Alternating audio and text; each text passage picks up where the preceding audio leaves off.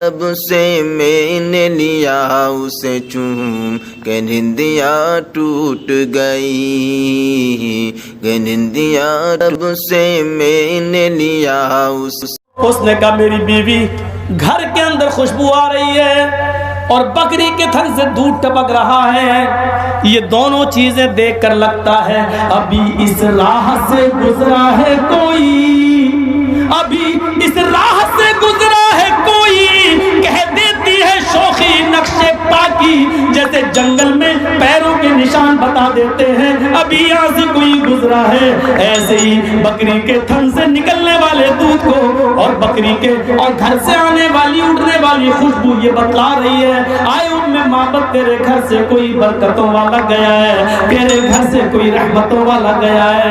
کہنے لگی ہاں ایک آیا تھا، اس نے تھن میں ہاتھ لگایا، بکری دودھ دینے لگی، اور یہی نہیں وہ بولا ماں جب تک یہ بکری زندہ رہے گی دودھ دیتی رہے گی۔ ام محبت کا سب سے اچھا واقعہ ہے سلسلے میں، ایمان نہیں لائی تھی اس وقت تک، کافر ہی تھی، اور اللہ کے رسول اور ابو بکر ان کے دروازے پہ کھڑے ہیں مدینے میں، کہہ رہے ہیں ماں اس نے دروازہ کھولا۔ کون ہے؟ اجنبی آدمی لگتا ہے، پہلی بار دیکھ، اس کو نہیں معلوم کہ میرے دروازے پہ محمد ابن عبداللہ کھڑے ہیں۔ محمد کہو بیٹے کیسے آنا ہوا؟ ماں میرے دوست کو بھوک لگی ہے، گھر میں کچھ کھانے کو ہو تو دے دے۔ مہمان نوازی کا بڑا شوق تھا عرب کے اندر، کچھ نہ ہو کھانے کو، ایک بکری ہو مہمان آ جائے وہ بکری ہی کاٹ دیتے، چاہے اس کا دودھ خود پی رہے ہوں وہ، لیکن دیکھا مہمان آ گیا تو اپنی پوری بکری ذبح کر۔ آج بھی یہ رواج عرب کے اندر موجود ہے، مہمان کے لیے اپنی پوری بکری ذبح کر دیتے ہیں۔ کہنے لگی بیٹے میرے گھر میں آج ہی کچھ نہیں ہے کھانے کو، میرے شوہر شکار کھیلنے کے لیے گئے ہیں، ابھی تازہ تازہ گوشت لائیں گے کسی بھی جانور کا، آؤ بیٹھو۔ کہا ماں اتنا ٹائم نہیں ہے، تیرے دروازے پر ایک بکری بندھی ہوئی ہے، اس بکری کا دودھ پلا دے۔ کہنے لگی بیٹے اس بکری نے تو 3 مہینے سے، یا ایک روایت میں آتا ہے 6 مہینے پہلے ہی سے دودھ دینا بند کر دیا ہے، یہ بکری تو 6 مہینے سے دودھ ہی نہیں دیتی۔ کہا ماں ایک برتن اٹھا کر لا، میں بھی تو ہاتھ لگا کر دیکھوں، دیکھیں یہ بکری دودھ دیتی ہے یا نہیں دیتی۔ اللہ کے نبی صلی اللہ علیہ وسلم کی بات سن کر وہ عورت مسکرانے لگی، اندر گئی برتن لے کے آئی، کہتی ہے بیٹا تو مجھے جھوٹا سمجھ رہا ہے، سمجھ رہا کہ میں بہانے کر رہی ہوں، اگر میرے اوپر تجھے یقین نہیں ہے تو لے پکڑ یہ برتن اور تو ہی دھو کر دیکھ لے۔ اللہ کے نبی نے وہ برتن اپنے ہاتھ میں لیا، آگے بڑھنے لگے، وہ بکری جو اٹھانے کے بعد ہی اڑتی تھی آج اپنے سے کھڑی ہو گئی۔ اللہ کے نبی آگے بڑھے اور وہ بکری اڑ کے کھڑی ہو گئی۔ اس عورت کو نہیں معلوم کہ یہ میرے دروازے پہ کون آیا، وہ نہیں جانتی تھی وہ کیا جانے، یہ وہ ہستی ہے، یہ اکیلی نہیں چلتی ہے، یہ وہ ہستی ہے، یہ جہاں جاتی ہے رب کی رحمت بھی اس کے ساتھ ساتھ چلتی ہے، رب کی رحمت بھی اس کے ساتھ ساتھ جاتی ہے۔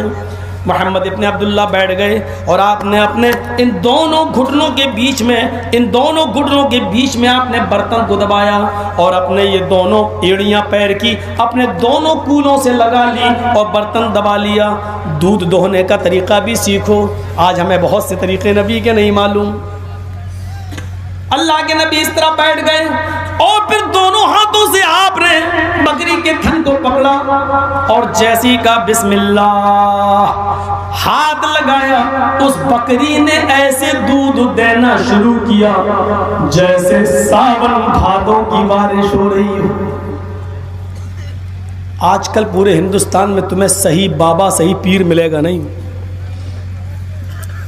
جس کو ہم پیر سمجھ رہے ہیں اس کو اپنے گھر میں لاؤ کہ میری بکری دودھ نہیں دے رہی ہے، بابا اس میں پھونک مار دو تو تھوڑا بہت دودھ دے رہی ہوگی وہ بھی غائب ہو جائے گا، تھوڑا بہت نکلے گا بھی تو وہ کہہ دے گا ہم ہی کو چائے بنا کے پلا دو۔ میرے پیارے ساتھیوں، جیسے ہی ہاتھ لگایا نبی اکرم نے دودھ دینا شروع کیا. کائنات کا سب سے بڑا پیر وہ ہے جس کو ہم محمد رسول اللہ کے نام سے جانتے ہیں. اور برتن بھر گیا. بڈھی دیکھ رہی ہے, بڑھیا دیکھ رہی ہے. ام معبد کہتی ہے بیٹا میں جھوٹی نہیں ہوں, جھوٹی نہیں ہوں, اللہ کی قسم یہ دودھ دیتی نہیں تھی, پتہ نہیں آج کیسے دیتی, ہم جھوٹے نہیں ہیں. آپ نے کہا ماں میں جانتا ہوں کہ تم جھوٹ نہیں بول رہی ہو. آپ نے ابو بکر سے کہا تم دودھ پیو, پھر آپ نے خود دودھ پیا. ماں تیرا تو برتن ہے, تیرا تو گھر ہے, بکری بھی تیری ہے, تو اب زندگی بھر دودھ پینا, لے پکڑ. بچا دودھ تو اس کو بھی دے دیا. جانے لگے, کہنے لگی کہاں جا رہے ہو؟ یہ رحمتوں برکتوں والا پہلی بار میرے گھر میں آیا اور ایسے ہی چلا جائے؟ نہیں, رکنا پڑے گا, میرے شوہر گوشت لے کے آتے ہوں گے. کہا ماں جا کہاں رہا ہوں, 2-4 دن کے بعد پھر لوٹوں گا, تیرے گھر سے ہوتے ہوئے جاؤں گا, وہی گوشت کھلا دینا جو تیرے شوہر لے کے آئے. ٹھیک ہے, پکا وعدہ؟ ہاں. لوٹو گے؟ ہاں. میں رکھ لوں گی گوشت کو. عرب کے اندر گوشت کو سکھا کر رکھنے کا رواج تھا. اس میں نمک لگا کے, سالٹ لگا کے دھوپ میں سکھا لیا جاتا تھا, اور اس کے بڑے بڑے ٹکڑے کر کے گوشت کو سکھا دیا. اس کو قدید بولتے ہیں عربی زبان میں, قدید. گوشت کے بڑے بڑے ٹکڑے نمک لگا کے اور سالٹ لگا کے اس کو دھوپ میں سکھا لیتے تھے. ضرورت پڑے تو اسی میں سے کاٹ لیتے تھے, اور 250 گرام پکا لیا, آدھا کلو پکا لیا. تو تم رکھ لینا, میں آؤں گا قدید تمہارا سوکھا ہوا گوشت کھا لوں گا. کہا ٹھیک ہے. چل دیے. ابھی بھی نہیں معلوم کہ کون ہے یہ. ابھی 100 قدم گئے ہوں گے اللہ کے رسول, بس صرف 100 قدم آگے بڑھے ہوں گے, اتنے میں شوہر آ گیا. ابو معبد جیسے ہی گھر میں گھسا, اس نے بکری کے تھن سے ٹپکنے والا دودھ دیکھا. بکری کے تھن میں ایک ایک بوند دودھ کی گرتے ہوئے تھن سے دیکھی. گھر میں خوشبو دیکھی. اس نے گوشت کی پوڈری زمین کے اوپر رکھی اور بکری کے تھن کو دیکھنے لگا, اور گھر کے آنگن سے خوشبو اٹھتی ہوئی سونگنے لگا. ام معبد نے کہا ابو معبد کیا ہو گیا ہے, تم بار بار کیا دیکھ رہے ہو؟ اس نے کہا میری بیوی, گھر کے اندر خوشبو آ رہی ہے اور بکری کے تھن سے دودھ ٹپک رہا ہے. یہ دونوں چیزیں دیکھ کر لگتا ہے ابھی اس راہ سے گزرا ہے کوئی, ابھی اس راہ سے گزرا ہے کوئی. کہہ دیتی ہے شوخی نقشے پاکی, جیسے جنگل میں پیروں کے نشان بتا دیتے ہیں ابھی یہاں سے کوئی گزرا ہے. ایسے ہی بکری کے تھن سے نکلنے والے دودھ کو اور بکری کے اور گھر سے آنے والی اٹھنے والی خوشبو یہ بتلا رہی ہے آئے ام معبد تیرے گھر سے کوئی برکتوں والا گیا ہے, تیرے گھر سے کوئی رحمتوں والا گیا ہے. کہنے لگی ہاں ایک آیا تھا, اس نے تھن میں ہاتھ لگایا, بکری دودھ دینے لگی. اور یہی نہیں, وہ بولا ماں جب تک یہ بکری زندہ رہے گی دودھ دیتی رہے گی, تو اس کا دودھ پیتی رہنا. آئے ابو معبد تم گوشت لائے ہو, وہ بھوکا تھا, ابھی 100-150 قدم ہی گیا ہوگا, جلدی جاؤ اس کو پکڑ کے لاؤ اور اس کو ہم تازہ تازہ گوشت بنا کر کھلائیں. وہ بھوکا تھا. ابو معبد دوڑے, ابو معبد 50 قدم دوڑے اور آگے بڑھے, لیکن پھر لوٹ کر اپنے گھر آ گئے. ام معبد نے کہا کیا ہوا, تم تو اس کو پکڑنے گئے تھے, اس کو بلانے گئے تھے. کہا ام معبد ہم اس کو پہچانیں گے کیسے کہ کون آیا تھا میرے گھر میں؟ ارے ذرا اس کا حلیہ بتا, ذرا اس کا چہرہ بتا, اس کی آنکھیں کیسی تھی یہ بتا, اس کی ناک کیسی تھی یہ بتا, اس کے ہونٹ کیسے تھے یہ بتا, اس کا سینہ کتنا چوڑا تھا یہ بتا, اس کے بال کیسے تھے یہ بتا. ارے کچھ تو اس کی پہچان بتا کہ وہ کیسا تھا, تب تو ہم اس کو پہچانے اور اس کو پکڑ کے لائیں. ام معبد کہتی ہے اتنا روب تھا اس کے چہرے پر, اتنا جلال تھا اس کے چہرے پر. آئے ابو معبد ایک بار دیکھا, دوبارہ دیکھنے کی ہمت نہیں پڑی, اتنا روب تھا. اللہ کی قسم مجھے نہیں معلوم کہ اس کی آنکھیں کیسی تھی, اس کے ہونٹ کیسے تھے, اس کی ناک کیسی تھی, اس کی آنکھیں کیسی تھی, اس کا سینہ کیسا تھا. میں تو صرف اتنا جانتی ہوں وہ چاند کا ایک ٹکڑا یا سورج کی طرح روشن اور چمکدار چہرہ تھا. آئے میرے شوہر, جو تمہیں سب سے زیادہ حسین دکھائی دے, جو تمہیں سب سے زیادہ خوبصورت نظر آئے, تم اسی کو لے آنا, اس لیے کہ میں نے اس کو کائنات میں, دنیا میں میں نے اس سے زیادہ حسین اور خوبصورت کسی کو نہیں دیکھا.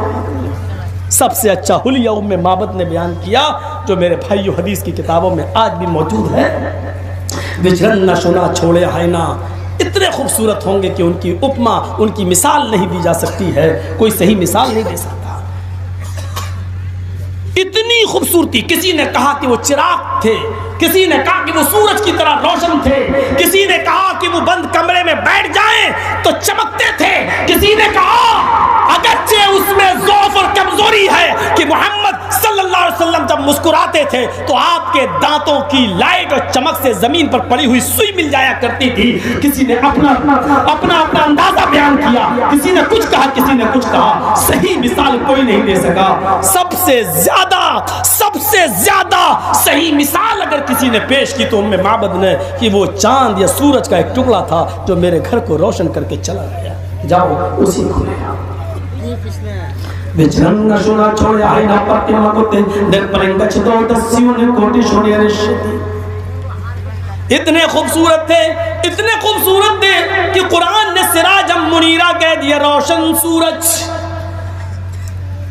حضرت عائشہ نے بھی جو شعر پڑھا کرتی تھی اس میں اپنے شوہر کو سورج ہی کہتی تھی، اور دنیا والوں کو کہا کرتی تھی، اے دنیا والوں تمہارا سورج تو آسمان پہ چمکتا ہے لیکن میرا سورج میرے پاس عشاء کے بعد بستر پہ آتا ہے۔ وہ شعر پڑھتی تھی تو یوں کہتی تھی کہ لی شمس وللآفاق شمس، لی شمس وللآفاق شمس، شمسی خیر من شمس السماء، ان الشمس تطلع بعد فجر، شمسی تطلع بعد العشاء۔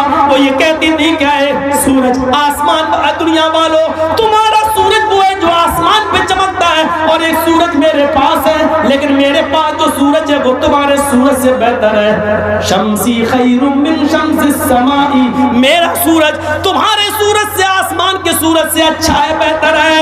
اے دنیا والوں ان الشمس تطلع بعد فجر، تمہارا سورج تو آسمان پر فجر کے بعد چمکتا ہے، شمسی تطلع بعد العشاء، لیکن میرا سورج میری آغوش میں، میری گود میں عشاء کے بعد میرے بستر پر آتا ہے۔ یعنی محمد رسول اللہ میرے سورج ہیں، یہ حضرت عائشہ بیان کر رہی ہیں۔